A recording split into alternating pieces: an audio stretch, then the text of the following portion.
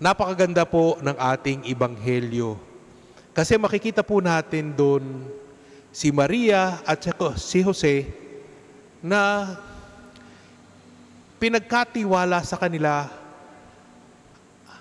ang anak ng Diyos. Alam nila pareho yun. Pero ano nangyari? Nawala si Jesus. Nawawala si Jesus. So isang malaking yaman, pinagkatiwala sa kanila, tas nawala. Siguro gano'n na lang yung pakiramdam nilang takot at pagkabalisa. Kasi nga nawawala si Jesus. Pero nung natagpuan nga nila si Jesus, namangha din sila. Para nakikita nila doon, oo, totoo sinasabi na si Jesus ay galing sa Diyos, si Jesus ay anak ng Diyos, pero wala pang kahit anong tanda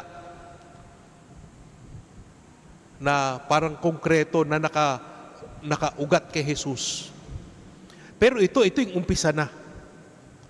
Nung si Jesus ay naiwan at nagpaiwan, parang dito pinakikita yung divine origin of Jesus. Na si Jesus ay hindi lamang galing sa sinapupunan ni Maria, si Jesus ay galing sa Diyos. Kaya malinaw dito na parang inihahanda na hindi lamang si Maria at saka si Jose, pero hinahanda kahit yung mga pari sa templo, hinahanda ang mga tao sa pagdating ni Jesus. Sino nga ba si Jesus? Ano nga ba ang ginagawa niya? At ang lahat ng ito, nasubaybayan ni Maria. At itinago niya to sa kanyang puso at patuloy niyang pinagnilayan. Pwede nating sabihin na kay Maria, halo yung kanyang pagkabalisa. Parang nakakataranta. Pero makikita din natin dito yung pagpapalalim din ng pag-unawa. Kahapon po, tinanong ako ng mga kabataan. Sabi, isa sa mga unang tanong, yung spiritual dryness. Sabi ko, bigat naman agad. Spiritual dryness agad ang tanong. Pero yun nga pwede nating sabihin, dahil sa kapagkabalisa ni Maria, bigla siyang nataranta. Para siyang nagtatanong, anak yun ng Diyos, bakit siya nawawala? Anak yun ng Diyos, bakit hindi sumunod sa amin? Alam na uuwi na kami, bakit hindi sumunod? Ano ba yan? Siguro sa mga magulang sa inyo, tinatanong nyo rin yung inyong mga anak kapag hindi sumusunod sa inyo. Di ba? Ano ba yan? Pero ano nga dyan siguro kasama doon sa pagtatanong, tinatanong din natin, pinalumalalim yung ating pananampalataya sa pagtatanong, yan ba ano ang sinasabi sa akin ng Diyos dito? Siguro yun yung tanong ni Maria. Ano ang sinasabi ng Diyos sa akin dahil nawala sa aking pangangalaga si Jesus? Una siguro, sinasabi doon na ang pangangalaga ng tao'y pwede nating sabihin may hangganan. Pero ang pangangalaga ng Diyos, yan yung malalim na pangangalaga. Kasi alam ng Diyos kung ano ang mangyayari sa atin, bunga ng kanyang pangangalaga. Tayo kasi, dahil ganito tayo pinalaki, yan yung alam nating pangangalaga. Hindi din natin sigurado kung ano magiging bunga ng ating pangangalaga. Pero yung pangangalaga ng Diyos, bunga ng kaalaman ng Diyos kung anong mangyayari in the future. Kasi Diyos siya. Kaya makikita natin, yun yung una. Mas malalim ang pangangalaga ng Diyos kaysa sa atin. Nababalisa tayo kasi hindi nangyayari ayon sa gusto natin. Hindi nangyayari ayon sa PPC, sa usapan ng PPC. Hindi nangyayari ayon sa pamumuno ng lay ministers, ng choir, hindi nangyayari sa ganun. At tayo nagagalit. Tapos later on, when we look back, parang mas maganda yung nangyari, Di ba? When we look back, we realize that it was God's hands maneuvering and directing everything. Kaya pwede natin sabihin, hindi nasunod yung plano natin, pero nasunod ang plano ng Diyos. Si Maria, iminulat sa kanya ng Diyos yun, na ito, ang lahat ng ito ay plano ng Diyos. Hindi plano ng tao, plano ng Diyos. Ang higit na mabuti ang plano ng Diyos kaysa plano natin. Laging may tinuturo, laging may bago, laging may marangal na nangyayari sa plano ng Diyos. Iba sa plano natin, pero higit na mas maganda sa plano natin. Ang ikalawa dito ay,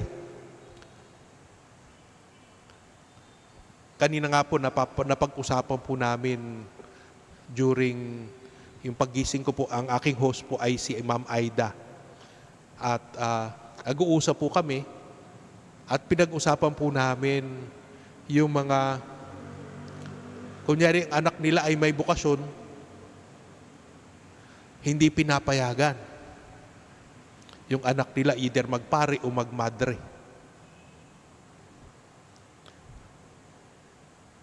Kasi ang pakiramdam ng mga anak, sino mag-aalaga sa aking mga magulang sa kanilang pagtanda? Kaya maraming mga bukasyon hindi natutuloy kasi laging bumabagabag sa kanila, sino mag-aalaga sa aking mga magulang sa kanilang pagtanda? Pero magandang tingnan natin, pangangalaga natin o pangangalaga ng Diyos? Nung pumasok din po ako sa seminaryo, nagsabi po ako sa nanay ko, mag-a-apply ako sa seminaryo. Yung nanay ko po noon nagbabasa ng magazine. At nung sinabi ko sa kanya yon, parang wala siyang narinig. Parang dead masyado sa sinabi ko. At ang ano po doon, siguro, ang rurok pa po noon, hindi po siya nagpakita sa seminaryo for 6 months. Parang nagtampo siya sa akin. So sa akin, sa isang banda, kinakabahan ako para sa nanay ko. Kasi syempre, no? Ako yung paboritong anak na, hindi po ako paboritong anak ng nanay ko. Ako po kasing nasa microphone, kaya malakas ang loob ko pong sabihin yun. Pero yun nga, para nakakakaba din kasi hindi ko alam kung anong mangyayari sa nanay ko. Pero, sa totoo lang, mas maganda po ang pangangalaga ng Diyos. Nagkasakit po ang nanay ko. Nagkaroon po siya ng Alzheimer's. At doon po pumasok yung kapatid ko po, siya po ay nangalaga sa aking nanay. At para sa akin, sabi ko, oo, iniisip-isip ko paanong pangangalagaan ng nanay ko.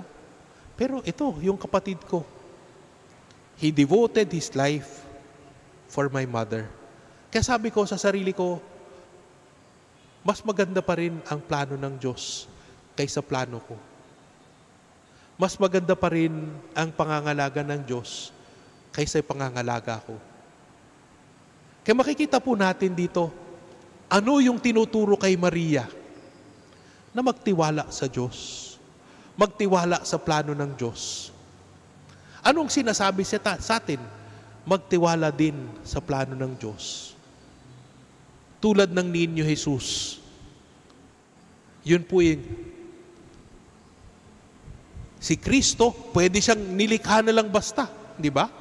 Matanda na siyang dumating sa atin. Pero yung kanyang pagiging ninyo ay tanda ng kanyang pagtitiwala sa Diyos.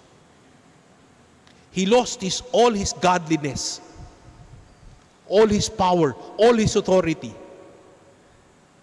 But his trust in God never wavered. Kaya makikita natin, yan ang tinuturo sa atin ng pagkabalisa ni Maria. Yan yung tinuturo sa atin sa mga hamon natin sa buhay. At yan din ang tinuturo sa atin ng Ninyo Jesus. Magtiwala sa Diyos. Magtiwala sa Diyos.